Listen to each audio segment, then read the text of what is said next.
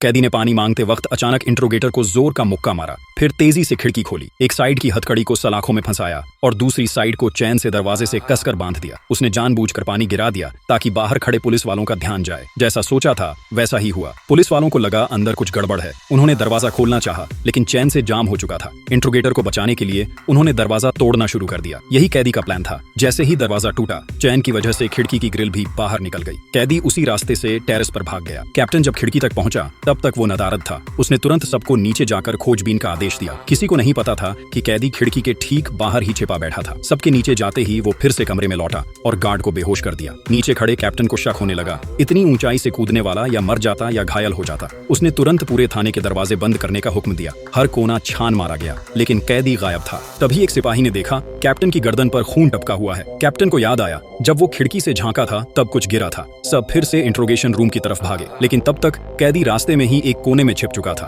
और जैसे ही सब पहुंचे वो फिर से निकल भागा। अब कैप्टन ने पूरे शहर में अलर्ट जारी कर दिया। पर सवाल था, जब सब रास्ते बंद थे तो वो गया कहां? इंट्रोगेटर को शक हुआ, थाने से सिर्फ पुलिस की गाड़ियां निकली थी। अगर कोई बाहर गया होता तो किसी ने देखा जरूर होता। उसे शक हुआ, शायद वो उसी गाड़ी में है जिसमें वो बैठी थी। उसने कैप्टन का हाथ पकड़ा और कैप्टन सब समझ गया। धीरे से अपनी गन निकाली, लेकिन कैदी को भनक लग गई। वो गाड़ी से कूदकर भाग निकला। कैप्टन ने पीछा शुरू किया, पर सड़क पर भीड़ थी, गोली नहीं चला सकता था। उसने हवा में फायर किया ताकि बाकी पुलिस सतर्क हो जाए। इंट्रोगेटर पहले से कैदी की चाल समझ चुकी थी और जैसे ही वो बिल्डिंग से कूदने वाला था उसने कार से रास्ता रोक दिया। लेकिन तभी कैप्टन कुछ चिल्लाया, जिससे ध्यान भटक गया। फिर भी वो पीछे दौड़ी और कैदी बस पकड़ने ही वाली थी कि एक तेज कार उसकी तरफ आई। इंट्रोगेटर थोड़ा घबरा गई, लेकिन कैदी जिसने उसे चोट खाते देखा वापस लौटा और उसे बचा लिया। खुद पकड़ा गया। तभी कार के अंदर से टिक टिक की आवाज आई। कैप्टन ने केक का डब्बा खोला, उसमें टाइम बम था। ये भी कैदी की प्लानिंग का हिस्सा था। कैप्टन ने फौरन कार को तेजी से पास की नदी की ओर मोड़ा और बम फटने से पहले ही कार को पानी में फेंक। इधर अफरा तफरी में कैदी फिर से भाग निकला। अब की बार उसे पकड़ना पहले से भी ज्यादा मुश्किल होने वाला था।